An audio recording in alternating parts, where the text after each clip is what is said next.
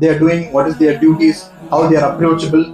You become vigilant citizens. If you find any problem in your vicinity, you will be the first to approach them. I will feel very happy because I know that when there is an issue for me, he is going to stand by us. Serving international drug abuse. I pledge to live a life without drugs and alcohol. புதுஞ்சால போலீஸோட support வந்து எல்லா வகையிலையும் இந்த ஸ்கூலுக்கு கிடைக்கும். ஏன்னா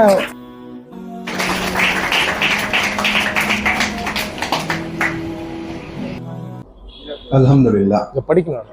Allahumma salli wa sallim ala nabiyyina Muhammadin. Assalamu alaikum wa rahmatullahi wa barakatuh. Respected guest of our program today,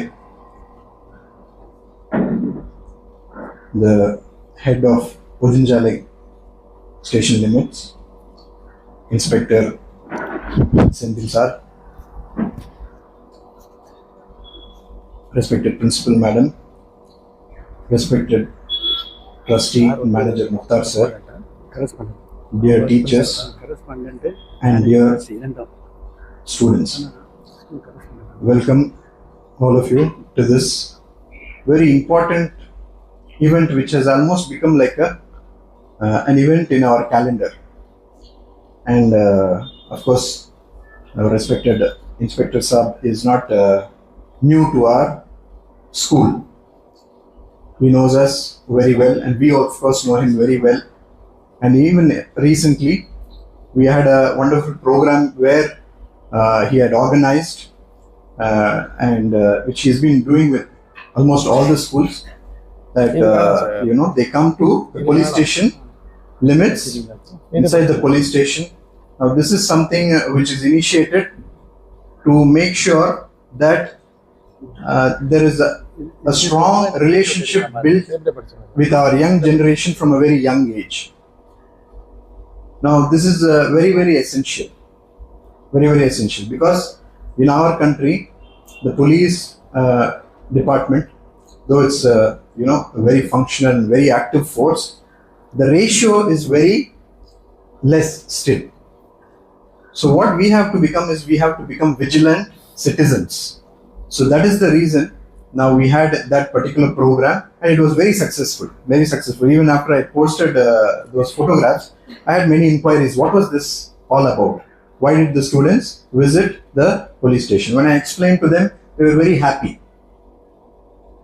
Now this is in continuation with that.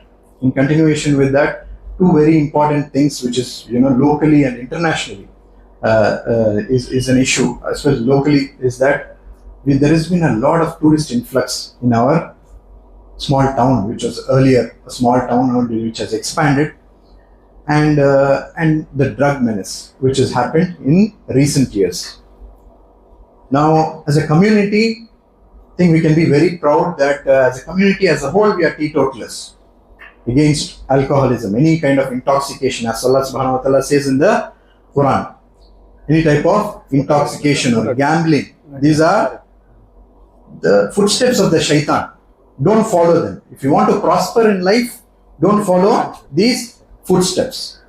Now, the drug menace recently is as menacing as, if not more, as alcoholism, because this is now easily accessible. It's much cheaper, right? So, right education is very, very essential.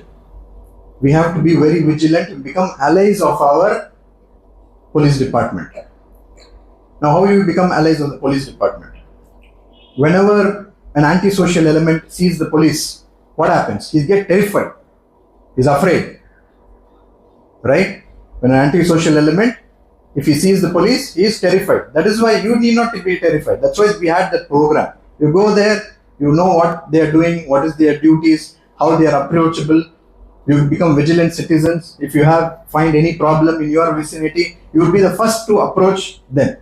We should think of them as our first allies, like I personally do. Our Inspector Saab, he calls us sometimes. I'm able to do some small, very menial things, and he would always say, sir, don't feel bad, sir, I'm calling. I will feel very happy because I know that when there is an issue for me, he is going to stand by us at any time. And of course, any issue which comes to us is always bigger. Not like how he is requesting for some small things that is there, some printouts or this or that.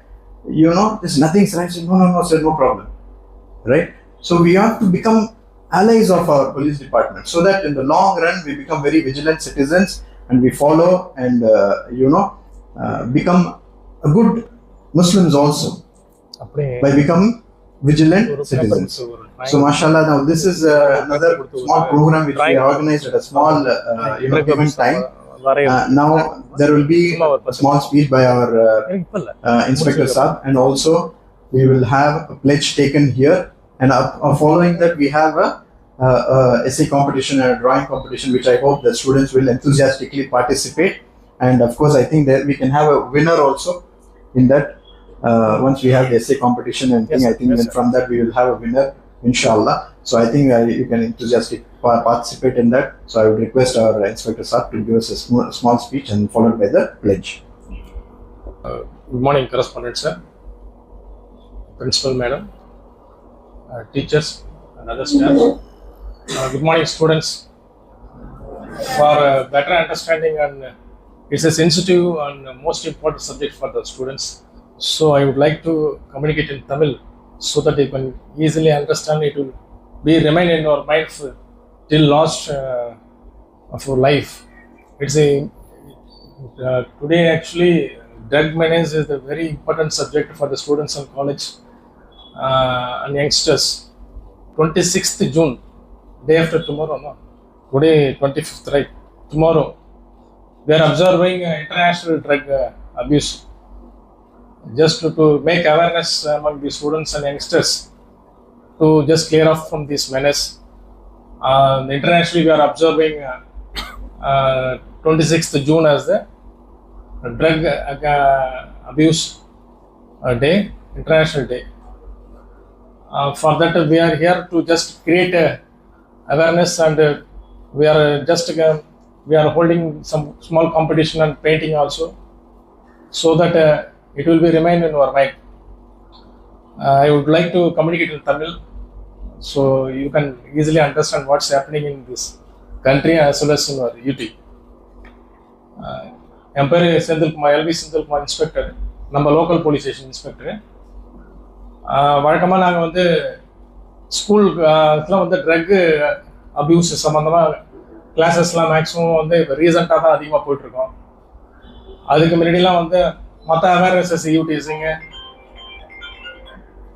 மற்ற இஷ்யூஸஸ்லாம் நிறையா நம்ம child related க்ரைம்ஸு, woman related க்ரைம்ஸு, அது சம்மந்தமாக நிறையா awareness create பண்ணியிருக்கோம். ஆனால் recent இயர்ஸில் வந்து ட்ரக் மைனஸ் வந்து drug abuse against the youngsters students வந்து இன்க்ரீஸ் ஆகிருக்கு. அது வந்து நம்ம கண்ட்ரிக்கு பெரிய அலாமிங்காக இருக்குது. அது ரெண்டு விஷயம் நடக்குது. ட்ரக்கு வந்து கல்டிவேட் பண்ணுறது உங்களுக்கு தெரியும், நார்த் ஈஸ்ட்டு, ஆந்திர பிரதேஷ், ஒரிசா அந்த மாதிரி கண்ட்ரீஸில், அந்த மாதிரி ஸ்டேட்ஸில் வந்து ஹில் ஸ்டேஷனில் பண்ணிட்டு இருந்தாங்க. அதில் இல்லீகல் டிராஃபிக்கிங் மூலிமா நம்ம எல்லா யங்ஸ்டர்ஸோட ஸ்ப்ரெட் ஆகும் போகும்போது நம்ம கவர்மெண்ட்டோட வியூவிலேருந்து வெளியில் போகிறதுலாம் நான் டேக்ஸபிளில் வரும்போது அது அஃபெக்ட் ஆகுது. ரெண்டு விஷயம், நம்ம இந்தியன் கரன்சியும் அஃபெக்ட் ஆகுது, நம்ம சைல்டோட ஃபியூச்சர், ஸ்டூடெண்ட்ஸோட ஃபியூச்சரும் அஃபெக்ட் ஆகுது. சப்சிக்வெண்ட்டாக ரெண்டுமே இதில் வந்து நிறைய இவங்க இருக்காங்க இல்லையா, மிலிட்டன்ஸ், தீவிரவாதிகளாக இருக்காங்க இல்லையா, அவங்களோட ஃபண்டிங்க்கெலாம் இந்த மாதிரி விஷயம்லாம் தான் வந்து அதிகமாக வந்து யூஸ் பண்ணுறாங்க. இந்த ட்ராக்கு தான் இப்படி ஃபாரின்லேருந்து, காங்கோ, ஆஃப்ரிக்கான்ற மாதிரி கண்ட்ரிலேருந்து வந்து நிறையா கப்பல் மூலிமா பை பண்ணிட்டு வந்து கம்மியான ரேட்டுக்கு வந்து இங்கே அதிகமான ரேட்டுக்கு விற்றுருவாங்க. அந்த லாபத்தை வந்து என்ன பண்ணுறாங்க, டெரரிசம் என்ற போகிற ஆக்டிவிட்டீஸ்க்கெலாம் யூஸ் பண்ணுறாங்க. அப்போ ஆட்டோமேட்டிக்காக கவர்மெண்ட்டுக்கு வந்து ரெண்டு விதத்துலையுமே பாதிப்படையுது. நம்ம நிறைய டெரரிஸ்ட் ஆக்டிவிட்டிலாம் நம்ம பார்டரில் இருக்கு இல்லையா, அந்த பார்டரில் இருக்கிறவங்களுக்கெல்லாம் மேக்ஸிமம் வந்து அதர் கண்ட்ரீஸ்லேருந்து நம்ம கண்ட்ரீஸ் வந்து டிராஃபிக்கிங் பண்ணி ட்ரக்ஸ் உள்ள அனுப்புனா நிறைய ப்ராஃபிட், நிறைய ஃபினான்ஷியல் ப்ராஃபிட் கிடைக்குது. அது உள்ள வந்த உடனே நம்ம இந்தியாஸுக்குள்ள ஃபுல்லாக பரவணும், நம்ம இந்தியன் கரன்சி டவுன் ஆகுது. அதனால வந்து சென்ட்ரல் கவர்மெண்ட் வந்து ஸ்ட்ரிக்டாக ஒரு 4-5 இயர்ஸாக வந்து தனியாக இதுக்குன்னு ஒரு செல்லு. ஏன்னா ரொட்டீனாக நம்ம இந்த வேலையை பார்க்கும்போது நம்மளால கான்சென்ட்ரேட் பண்ண முடியல.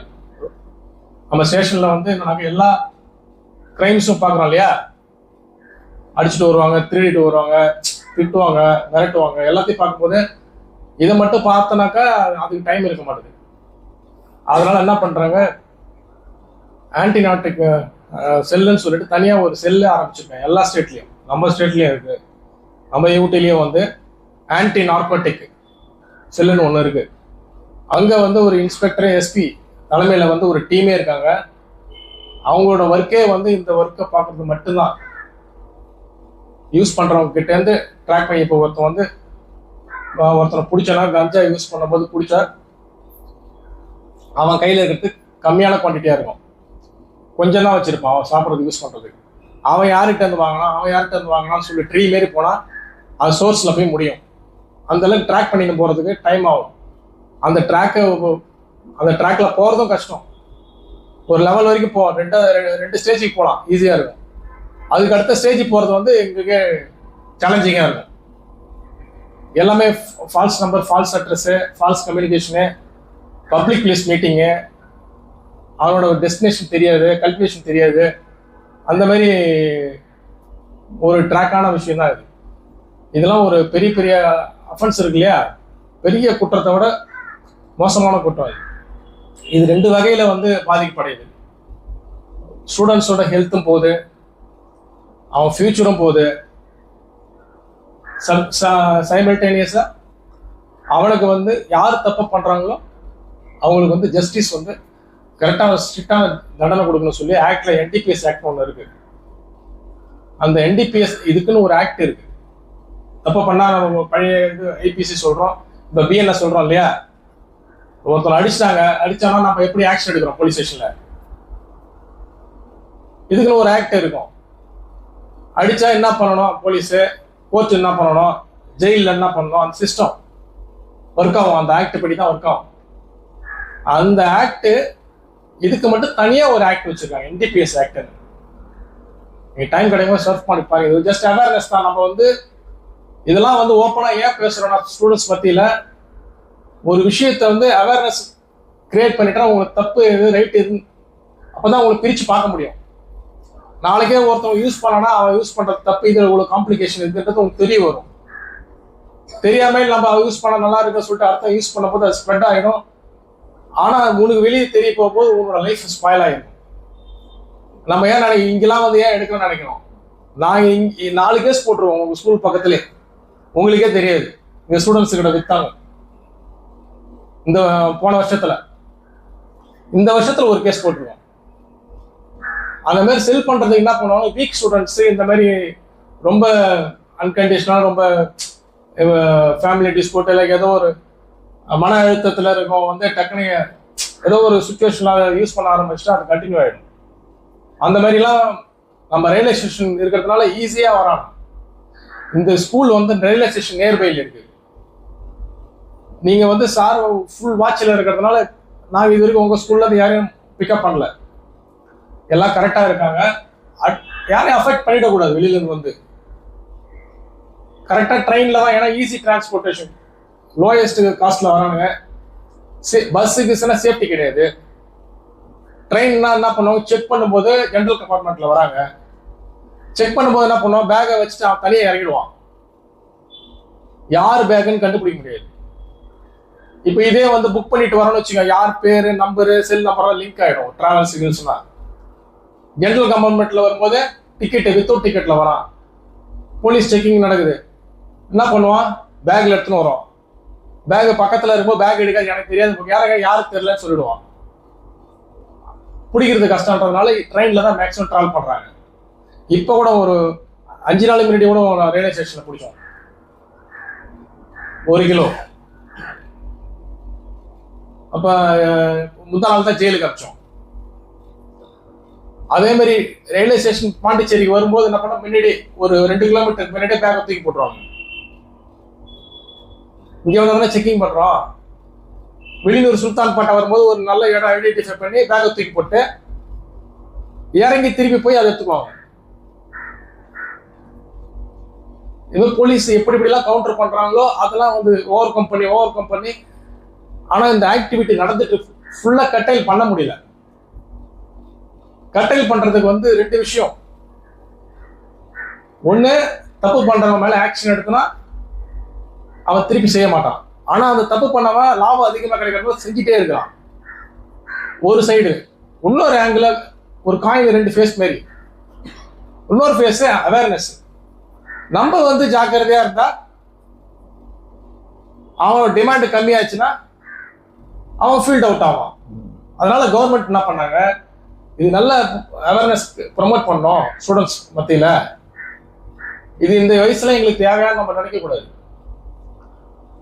எப்படி நம்ம ரோட்ல ஆக்சிடென்ட் நடக்கூடாதுன்னு சொல்லிட்டு சின்ன வயசுல ரூல்ஸ் அண்ட் ரெகுலேஷன்ஸ், டிராஃபிக் என்னென்ன ரூல்ஸ் இருக்கு எல்லாம் சொல்லி கொடுக்கணும் இல்லையா. லைசன்ஸ் இருந்தால் தான் ஓட்டணும், இந்த சிக்னல் அந்த சிக்னல்.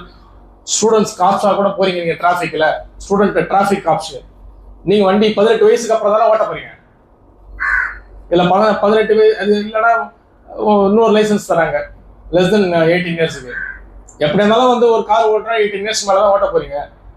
நீங்க எதுக்கு வந்து 5வது 6வது படிக்கும்போது ஸ்டூடெண்ட் டிராஃபிக் ஆஃபீஸர் கற்றுன்னு என்ன பண்ண போறோம்? அது வந்து ஒரு அவேர்னஸ், சைல்டுல நம்ம அவேர்னஸ் கிரியேட் ஆயிடுச்சுன்னா பில்ட் ஆயிடும். உங்களோட பிரெயின்ல உங்களோட ஸ்ட்ரென்த் மைண்ட் செட்ல வந்து பில்ட் ஆயிடும். சின்ன வயசுல இது தப்பு இது ரைட்டு. அப்போ நீ அந்த ஸ்டேஜ் வரும்போது நம்ம டைவர்ட் ஆக மாட்டோம். அப்போ அந்த ஸ்டேஜ் இது தப்புன்னு ஸ்ட்ராங்கா மைண்ட்ல ஏறிடும். அப்ப நம்ம அந்த அதை யூஸ் பண்ற ஸ்டேஜ் வரும்போது கண்டிப்பா அந்த தப்பை செய்ய மாட்டேங்க.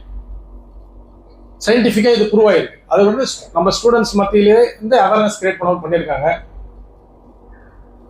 இந்த ப்ரோக்ராம் வந்து நான் ரொம்ப ஷார்ட் நோட்டீஸ்ல சாருக்கு சொன்னேன்.